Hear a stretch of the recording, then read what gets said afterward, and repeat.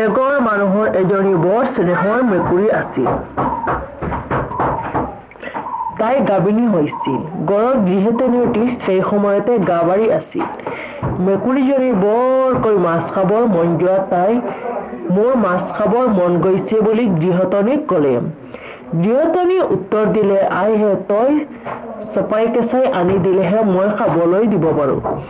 নহ'লেনো মই ক'ৰ পৰা দিম। ইয়াকে শুনি মেকুৰীজনীয়ে সেই দিনাখনৰ পৰা অইনৰ ঘৰৰ পৰা চোৰ তাৰি কৰি বা দবা-হকা দি কোনোৰকমে মাছ আনি দিবলৈ ধৰিলে। ইফালে গৃহিণীয়ে মাছ ৰান্ধি বাঢ়ি খাই মেকুৰীজনীক খালী কাঁইটবোৰ খাবলৈ দিলে। সেইদৰে মেকুৰীজনীয়ে দিনেও মাছ আনি খাবলৈ নেপায়। ইয়াতে তাইৰ মনত বৰ বেজাৰ লাগি গৃহিণীক শাও দিলে, মোৰ পেটত যি আছে তাইৰ পেটলৈ যাওক আৰু তাইৰ পেটত যি আছে মোৰ পেটলৈ আহক।